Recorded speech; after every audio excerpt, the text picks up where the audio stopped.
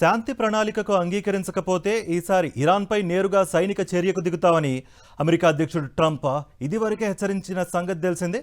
ఈ ప్రకటనకు అనుగుణంగా అమెరికాకు చెందిన సైనికులు ఇరాన్ వైపు బయలుదేరినట్లుగా అమెరికా రక్షణ మంత్రిత్వ శాఖ ప్రకటించింది.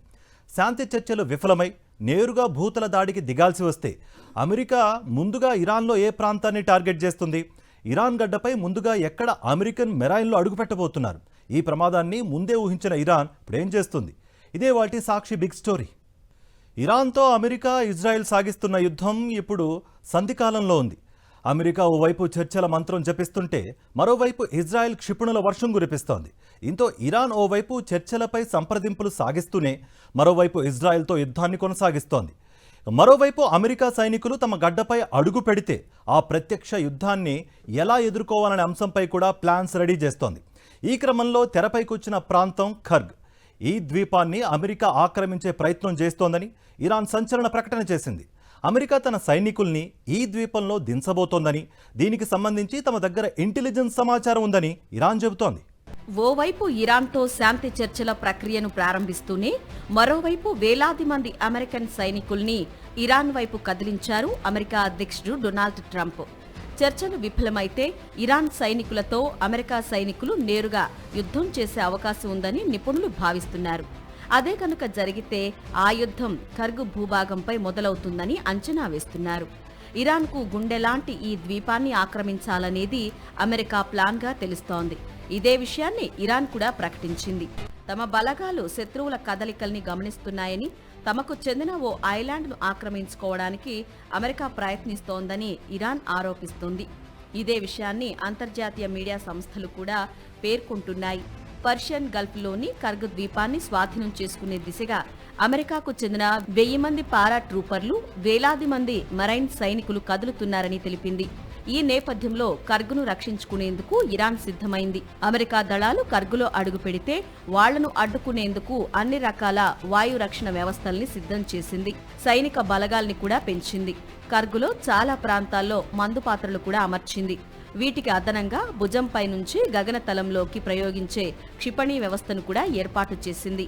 ఐలాండ్ చుట్టూ సముద్ర జలాల్లో సీమైన్స్ కూడా ఏర్పాటు చేసింది. ఖర్గును ఆక్రమించే ప్రయత్నం చేయొద్దంటూ గల్ఫ్ దేశాలతో పాటు బ్రిటన్ అమెరికాను కోరింది.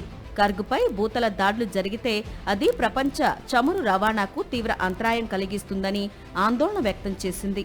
ఖర్గులో అమెరికా అడుగు పెడితే గల్ఫ్ దేశాల్లోని ఇతర చమురు క్షేత్రాలకు ఇరాన్ నుంచి మరింత ముప్పు వాటిల్లుతుందని హెచ్చరిస్తున్నాయి గల్ఫ్ దేశాలు.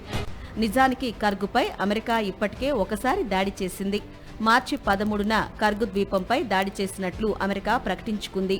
అయితే ద్వీపంలో ఉన్న క్రూడ్ స్టోరేజ్ ట్యాంకుల జోలికి వెళ్లలేదని, ఇరాన్కు చెందిన సైనిక స్థావరాలు, బంకర్లే లక్ష్యంగా దాడులు చేశామని ప్రకటించింది. ఏకంగా 90 స్థావరాల్ని ధ్వంసం చేశామని అప్పట్లో అమెరికా ప్రకటించుకుంది. ఆ దాడి తర్వాతే ఖర్గుపై మరింత ఎక్కువ దృష్టి పెట్టింది ఇరాన్. అప్పట్నుంచే దశలవారీగా ఖర్గ్ ద్వీపంలో తన సైనిక శక్తిని పెంచుకుంటూ వస్తోంది. అసలు ఖర్గ్ ద్వీపంపై ఎందుకింత చర్చ? అమెరికా ఈ ద్వీపాన్నే లక్ష్యంగా చేసుకోవడానికి కారణాలేంటి? ఇరాన్ ఎందుకు ఈ ఐలాండ్పై ప్రత్యేకంగా ఫోకస్ పెట్టింది? దీనికి కారణం ఒకే ఒకటి. ఇరాన్కు గుండె లాంటి ద్వీపం ఇది. ఇరాన్ చమురు ఎగుమతుల్లో అత్యంత కీలకమైంది ఖర్గ్. అసలు ఈ ఐలాండ్ విస్తీర్ణం ఎంత? టెహ్రాన్కు అది ఎంత దూరంలో ఉంది? ఎందుకు ఇరాన్కు అత్యంత కీలకంగా మారింది? ఖర్గ్ ద్వీపం ఇరాన్కు మాత్రమే కాదు, చాలా దేశాలకు చమురు ముఖద్వారం ఇది. ఇరాన్కు సంబంధించి ఈ ద్వీపం ఆ దేశానికి గుండెలాంటిది. ఇరాన్లో ప్రతిరోజు ఉత్పత్తి అయ్యే 13 లక్షల బ్యారెళ్ల చమురును ఈ ద్వీపంలోనే స్టోర్ చేస్తారు. ఇక్కడి నుంచే నౌకల్లోకి లోడింగ్ జరుగుతుంది. ఈ ద్వీపం నుంచి చమురు నౌకలు హర్మూజ్ను దాటి వివిధ దేశాలకు వెళుతుంటాయి. ఇరాన్ భూభాగానికి 25 కిలోమీటర్ల దూరంలో ఉంది ఖర్గ్ ద్వీపం. భద్రతా సిబ్బంది, కార్మికులు, ఉద్యోగులు అంతా కలిసి ఇక్కడ 8000 మంది ఉంటారు. ఖర్గ్ ద్వీపం పొడవు కేవలం 6 కిలోమీటర్లు, వెడల్పు 3 కిలోమీటర్లు. అంటే చాలా చిన్నదివి అన్నమాట. సైజులో చిన్నదైనప్పటికీ ఇరాన్కు ఇదే అత్యంత కీలకమైనది. తను ఉత్పత్తి చేసే చమురును ఇరాన్ ఇక్కడే భద్రపరుస్తుంది. 34 మిలియన్ బ్యారెళ్ల చమురును స్టోర్ చేసే సామర్థ్యం ఖర్గ్ ద్వీపానికి ఉంది. దీనికోసం ఈ ఐలాండ్లో 50 క్రూడ్ స్టోరేజ్ ట్యాంకులు నిర్మించారు.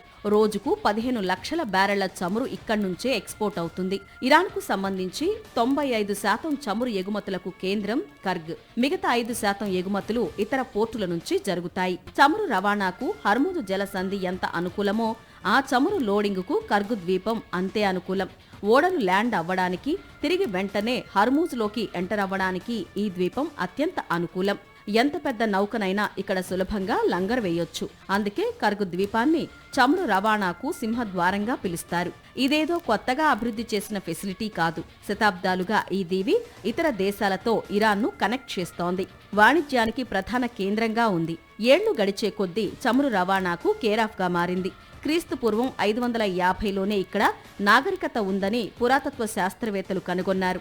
అచెమెనిడ్ సామ్రాజ్యానికి చెందిన సమాధులు, శాసనాలు ఇక్కడ లభ్యమయ్యాయి. 18వ శతాబ్దంలో డచ్ పరిపాలనలో ఈ దీవి ఒక భాగం. శతాబ్దాల కిందటే ఇక్కడ చర్చిలు నిర్మించారు.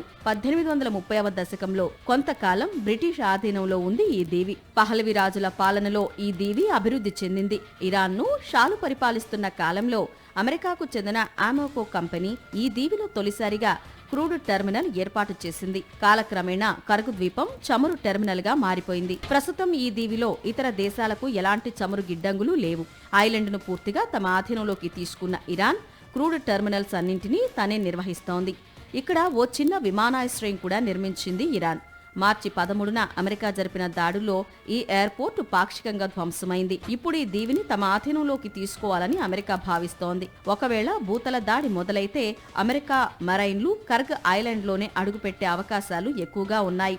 జస్ట్ 6 కిలోమీటర్ల వైశాల్యం కలిగిన ఈ దీవిని తమ కంట్రోల్లోకి తీసుకుంటే ఇరాన్ కాళ్ల బేరానికొస్తుందని అమెరికా ఆలోచన. అటు ఈ దీవిని కాపాడుకునేందుకు ఇరాన్ సకల శక్తులు ఒడ్డుతోంది.